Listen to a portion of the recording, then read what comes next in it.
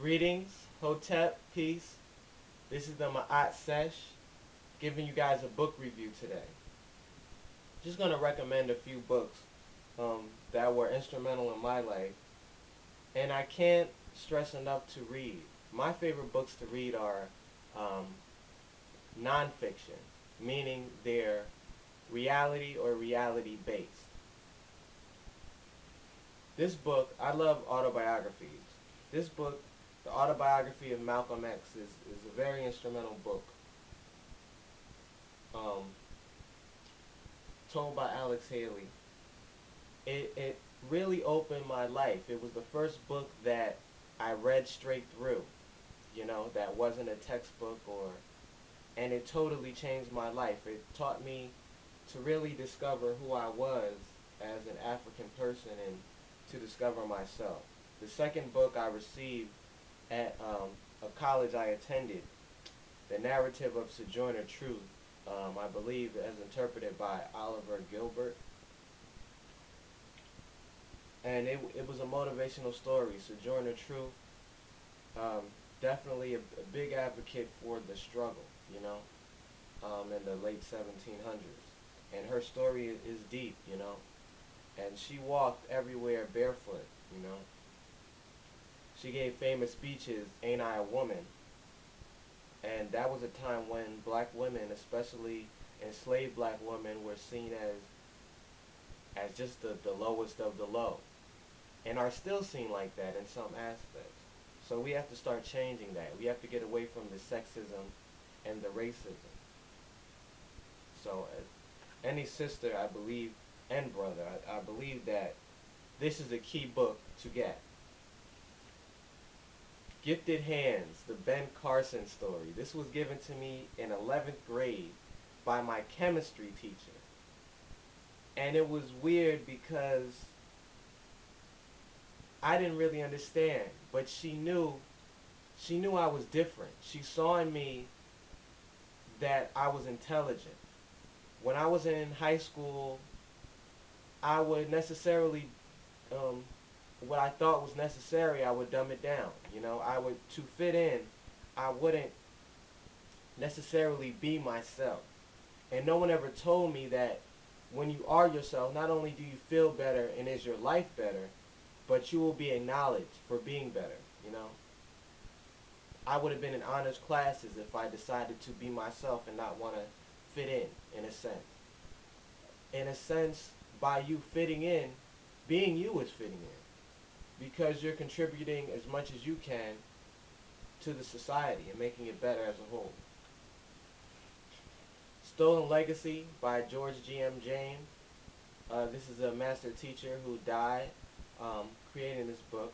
It's about the African presence or the contribution to Greek civilization. A lot of what we're taught is just Greek and Roman, and we're taught from a perspective which does not show the contribution of African peoples. And that is important for any researcher or any young black child or grown adult, whether black, Spanish, or of any quote unquote color, who wants some enlightenment. The Remedy by Supernova Islam. It's a health book. There are many people in this book. There's Tyson Beckford in this book, Erica Badu, and it's definitely teaching us importance of health. She has a 4-day plan as well as a 5-week plan to changing our lives. And I hope to do a video. I will do a video soon of me undergoing this treatment and the before and after, which would be exciting. So please cop this book. He's a young man known as hip hop's medicine man.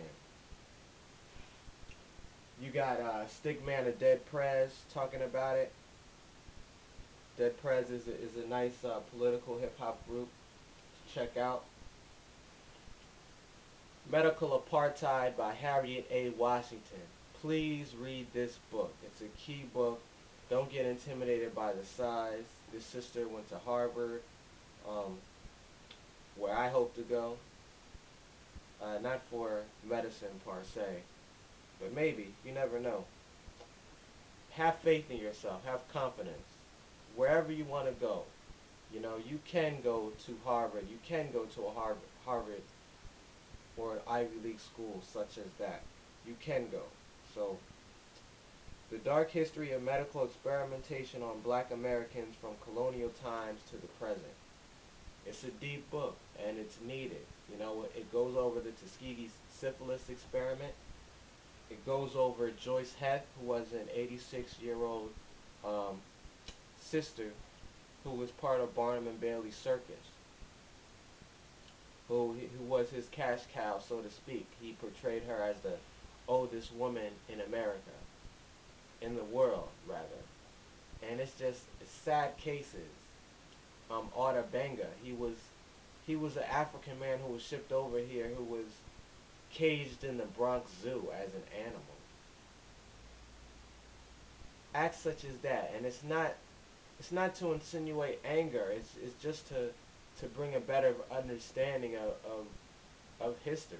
And when you can better understand history, you can better understand yourself. And that's a universal thing. So just a few books. I'll be coming with more. I also have a radio show entitled The True Scribe Radio Show. Reached at blogtalkradio.com/truth dash scribe.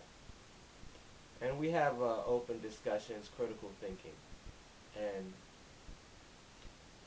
the atrocities committed on African people, African descendants, is something that we have avoided, and it's something that needs to be discussed, as well as many other things need to be discussed. But particularly, I believe that young black Americans would not be in the situation they were in if they knew necessarily the systems or idiosyncrasies which make the the discontent and the complacency possible. I believe if they found the motivation and inspiration within themselves, because it is there, then there'll be nobody holding them back from academic, physical, spiritual, social, and economic and political excellence.